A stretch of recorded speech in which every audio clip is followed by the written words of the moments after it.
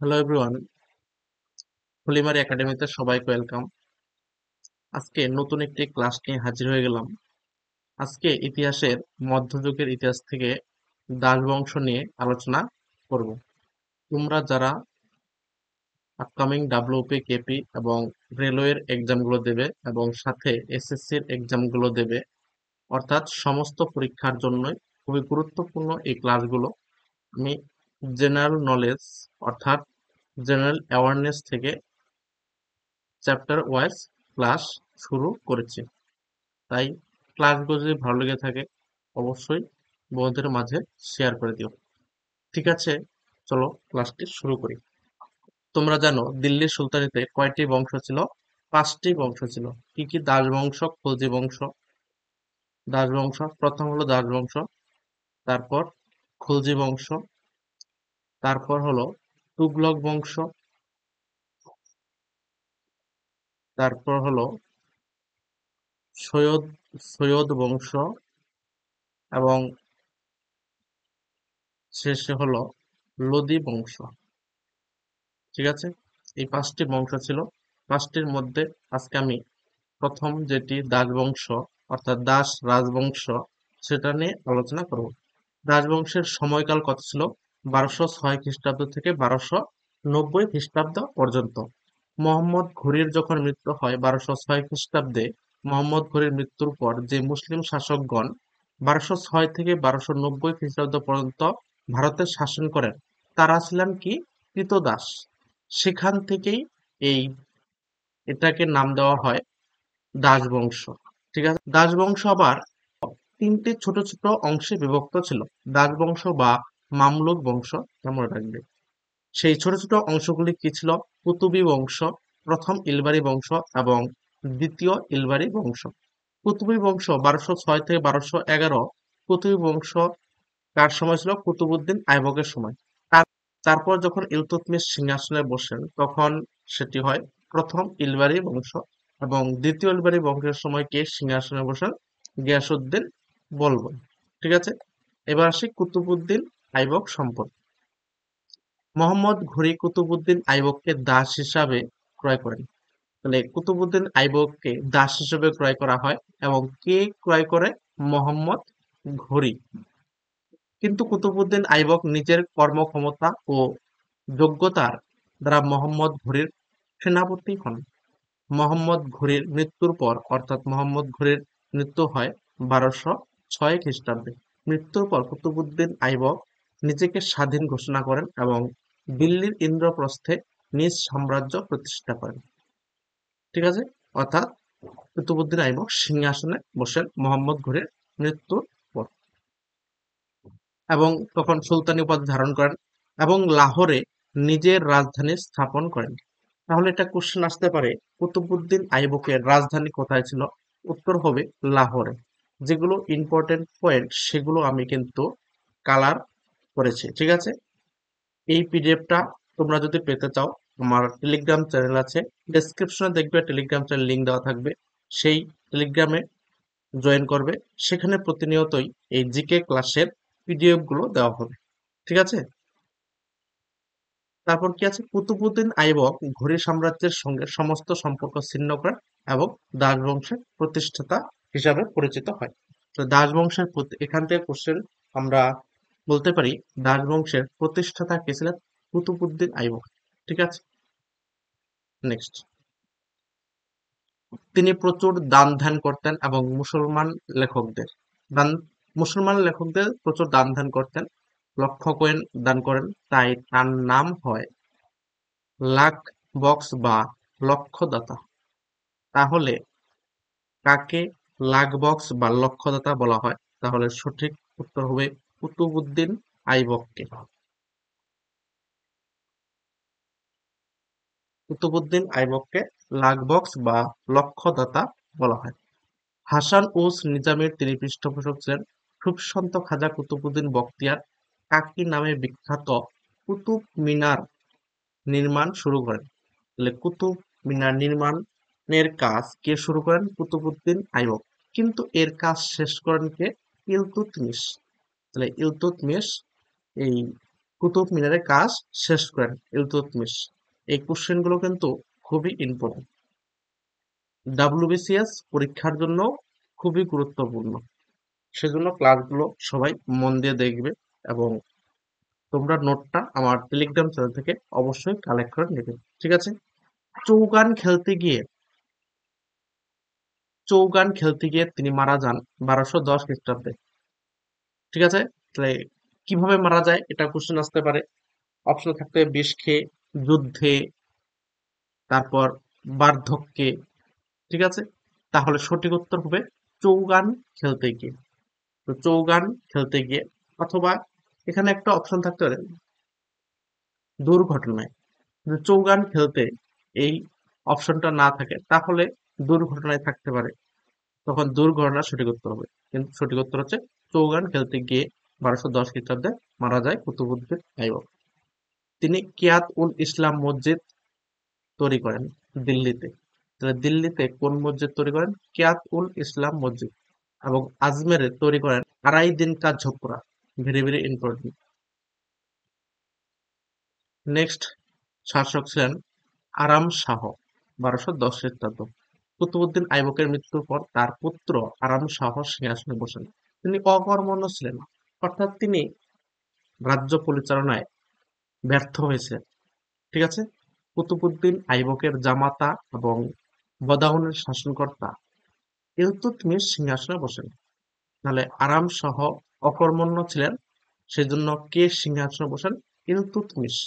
ইলতুৎমিশ আরাম শাহকে পদচ্যুত করে সিংহাসনে বসেন, ঠিক আছে? তাহলে ইলতুৎমিশ সিংহাসনে বসেন।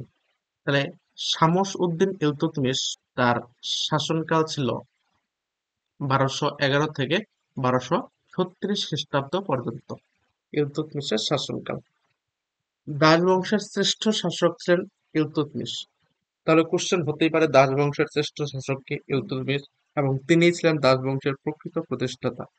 যদি কোশ্চেন আসে দাস বংশের প্রকৃত প্রতিষ্ঠাতা কে, তাহলে সঠিক উত্তর হবে ইলতুৎমিশ, শামসুদ্দিন ইলতুৎমিশ। যদি বলে প্রতিষ্ঠাতাকে, তাহলে কুতুবউদ্দিন আইবক। এবং প্রকৃত প্রতিষ্ঠাতা হলো ইলতুৎমিশ এবং শ্রেষ্ঠ শাসক। তিনি ইলবারি তুর্কি ছিলেন, এটাও ইম্পর্টেন্ট কোশ্চেন। তিনি কি ছিলেন? ইলবারি তুর্কি। তাই তার রাজবংশের নাম ছিল ইলবারি তুর্কি বংশ, ঠিক আছে? 1211 সালে ইলতুৎমিশ আরাম শাহকে পরাজিত করে সিংহাসনে বসেন। নেক্সট, রাজধানী লাহোর থেকে দিল্লিতে স্থানান্তরিত করেন। তাহলে কুতুবউদ্দিন আইবকের রাজধানী কোথায় ছিল? লাহোরে। কিন্তু ইলতুৎমিশ যখন সিংহাসনে বসেন তখন রাজধানী পরিবর্তন করে দিল্লিতে স্থানান্তরিত করেন। তাহলে লাহোর থেকে দিল্লিতে স্থানান্তরিত করেন কে? ইলতুৎমিশ। অথবা ইলতুৎমিশের রাজধানীর নাম কি? দিল্লি। কুতুব মিনারের নির্মাণ সম্পন্ন করেন এবং ওই কুতুবউদ্দিন আইবক যে কুতুব মিনারের কাজ শুরু করেন সেটা সম্পন্ন করেন এই ইলতুৎমিশ। এবং আজমের শরীফ মসজিদ নির্মাণ করেন। ইলতুৎমিশ রূপ দ্বারা তৈরি মুদ্রা টঙ্কা 175 গ্রাম ওজন, ঠিক আছে? রূপ দ্বারা মুদ্রা তৈরি করেন, তার নাম দেন টঙ্কা। এবং তামা দ্বারা তৈরি মুদ্রা জিতলের প্রচলন করেন। তাহলে তামা দ্বারা তৈরি মুদ্রা দ্বিতল এবং রূপ দ্বারা তৈরি মুদ্রা টঙ্কা কে প্রচলন করেন? ইলতুৎমিশ। ইক্তা প্রথার প্রবর্তন করেন। Very very important. ইক্তা প্রথার প্রবর্তন কে করেন? শামসুদ্দিন ইলতুৎমিশ। তিনি একটি কেন্দ্রীয় সেনাবাহিনীর গঠন করেছিলেন। তিনি 40 জন অভিজাত তুর্কিদের নিয়ে 40 চর্ক বা বন্দেগান-ই-চাহেলগানি তৈরি করেন। এখানে দীর্ঘিকারটা হবে না, তৈরি করেন। তাহলে 40 জন অভিজাত তুর্কিদের নিয়ে 40 চক্র বা বন্দেগান-ই-চাহেলগানি কে তৈরি করেন? ইলতুৎমিশ, ঠিক আছে? এগুলো একটু পড়ে নেবে, পিডিএফ তো পাবেই আমাদের গ্রুপে। নেক্সট ইম্পর্টেন্ট যেটা, তাবাকাত-ই-নাসিরির লেখক মিনহাজ-উস-সিরাজ তার সমসাময়িক ছিলেন। তাহলে তাবাকাত-ই-নাসিরি একটি বই। এটা কে লিখেন? মিনহাজ ও সিরাজ। এবং তিনি কার সমসাময়িক ছিলেন? ইলতুৎমিশের সমসাময়িক ছিলেন।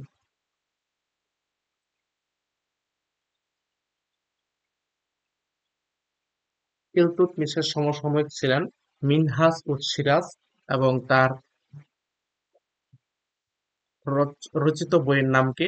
তবাকাত তবাকত-ই-নাসিরী। তবাকত-ই-নাসিরী কে লেখেন? মিনহাজ ও সিরাজ। নেক্সট, 1229 খ্রিস্টাব্দে খলিফা তাকে একটি ফরমান পাঠান এবং সুলতানি আজম বা প্রধান সুলতান উপাধিতে ভূষিত করেন। তাহলে কত খ্রিস্টাব্দে সুলতান উপাধিতে ভূষিত করা হয়? 1229 খ্রিস্টাব্দে। ইলতুৎমিশ ছিলেন মধ্য দিল্লির প্রকৃত স্থপতি, তাই তিনি সুউচ্চ মিনারের জনক নামে পরিচিত। তাহলে ইলতুৎমিশ সুউচ্চ মিনারের জনক নামে পরিচিত। নেক্সট, রুকনউদ্দিন। রুকনউদ্দিন ফিরোজ। ইলতুৎমিশের জ্যেষ্ঠ পুত্র ছিলেন রুকনউদ্দিন। তিনি ছিলেন উচ্ছৃঙ্খল, অপদার্থ এবং বিলাসপ্রিয়। তিনি রাজকার্যে অবহেলা করলে বিধবা মাতা শাহ তুর্কান সকল ক্ষমতা রায়ত্ব করেন, অর্থাৎ তার কাছ থেকে সমস্ত ক্ষমতা নিয়ে নেওয়া হয়। রুকনউদ্দিন ও তার মাতার অত্যাচারে ক্ষুব্ধ দিল্লির জনসাধারণ ও সামরিক বাহিনীর সমর্থন নিয়ে সুলতান রাজিয়া সিংহাসনে বসেন। তাহলে রুকনউদ্দিন ফিরোজ যেহেতু উচ্ছৃঙ্খল, অপদার্থ এবং বিলাসপ্রিয় ছিলেন, এবং তার মাতা তার সঙ্গে বিভিন্ন অত্যাচার শুরু করেছিল, তাই দিল্লির জনসাধারণ ক্ষুব্ধ হয়ে সুলতান রাজিয়াকে সিংহাসনে বসান। সুলতান রাজিয়া। তাহলে রুকনউদ্দিন ফিরোজের পর সিংহাসনে কে বসান? সুলতান রাজিয়া। সুলতান রাজিয়া শাসনকাল ছিল 1236 থেকে 1240 খ্রিস্টাব্দ পর্যন্ত। 1236 থেকে 1240 খ্রিস্টাব্দ পর্যন্ত। তিনি ছিলেন মধ্যযুগে ভারতের প্রথম এবং শেষ মহিলা শাসক। ভারতের প্রথম ও শেষ মহিলা শাসক কে ছিলেন? উত্তর হবে রাজিয়া সুলতান বা সুলতান রাজিয়া। সুলতান রাজিয়া। ঠিক আছে।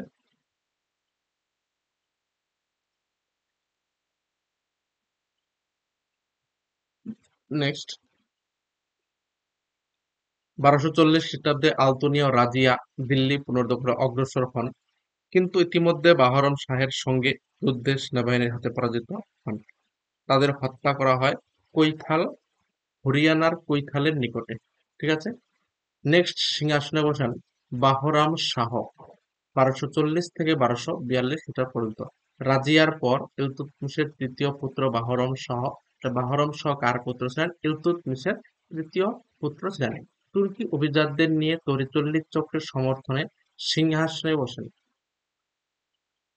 ঠিক আছে। নেক্সট, আলাউদ্দিন মাসুদ শাহ। তোমরা জাস্ট একবার রিডিং করবে। আলাউদ্দিন মাসুদ শাহ। তারপর নাসিরউদ্দিন মাহমুদ শাহ। তিনি নাসিরউদ্দিন মাহমুদ শাহ দরবেশী সুলতান নামে পরিচিত ছিলেন। ঠিক আছে। নেক্সট ইম্পর্টেন্ট যেটা, গিয়াসউদ্দিন বলবন। এটা ভেরি ভেরি ইম্পর্টেন্ট। ইম্পর্টেন্ট। 1266 খ্রিস্টাব্দে বলবন সিংহাসনে বসান এবং রাজত্ব কাল ছিল 1266 থেকে 1287 খ্রিস্টাব্দ পর্যন্ত। তিনি 40 চক্রের ক্ষমতা খর্ব করেন এবং সুলতানের মর্যাদা প্রতিষ্ঠা করেন। এবং তিনি তিনি পার্শ্বিক দৃষ্টান্ত অনুসরণ করে তিনি দরবারে পাইপস পাইপস কথার অর্থ কি? সম্রাটের পদযুগল চুম্বন করা এবং সিজদা, সম্রাটের সামনে নতজানু হওয়া প্রবর্তন করেন। অর্থাৎ পাইপস এবং সিজদা প্রথা কে প্রবর্তন করেন বা প্রচলন করেন? সঠিক উত্তর হবে গিয়াসউদ্দিন বলবন। ঠিক আছে। দিওয়ান-ই-আর্টস নামে একটি সেনা দপ্তর প্রতিষ্ঠা করেন। দিওয়ান-ই-আর্টস। নেক্সট, নররোজ বা বসন্ত উৎসবের প্রচলন করেন গিয়াসউদ্দিন বলবন। তিনি পার্শ্বিক সাহিত্যের পৃষ্ঠপোষক ছিলেন। পার্শ্বিক সাহিত্যের পৃষ্ঠপোষক ছিলেন এবং আমির খসরুকে বিশেষ আনুকূল্য দেখান। এবং 1285 খ্রিস্টাব্দে তুঘ্রিল খাঁ পরাজিত ও নিহত হন। তিনি নিজেকে নিয়াবত-ই-খুদার নামে আখ্যায়িত করেন এবং এই দাসবংশের শেষ সুলতান ছিলেন কায়কোবাদ। তার শাসনকাল ছিল 1287 থেকে 1290 খ্রিস্টাব্দ পর্যন্ত এবং 1290 এ খুলজি বংশ চলে আসে। ঠিক আছে, তাহলে শ্রীকৃষ্ণের রাজবংশের শেষ সুলতান কে ছিলেন বা শেষ সম্রাট কে ছিলেন? উত্তর হবে কায়কোবাদ। বলবনের মৃত্যুর পর মূলত দিল্লির প্রবীণ কোতোয়াল ফখরুদ্দীনের উদ্যোগে আমির ওমরাহরা বুঘরা খানের 17 বছর বয়স্ক পুত্র মইজুদ্দিন কায়কোবাদকে সিংহাসনে বসান, কিন্তু খলজিদের হাতে কায়কোবাদ নিহত হন। এর সাথে সাথে ইলবারি তুর্কি বংশের অবসান ঘটে ও খলজি বংশের প্রতিষ্ঠা হয়। ঠিক আছে, এই ছিল দাস বংশের বিস্তারিত আলোচনা। ক্লাসটি যদি ভালো লেগে থাকে অবশ্যই বন্ধুদের মাঝে শেয়ার করে দিও এবং চ্যানেলে যদি নতুন হয়ে থাকো চ্যানেলটি অবশ্যই সাবস্ক্রাইব করে দিও এবং বন্ধুদের মাঝে চ্যানেলটি শেয়ার করে দিও। তোমাদের জন্য আরো ভালো ভালো ক্লাস আমরা অ্যারেঞ্জ করব। Thank you.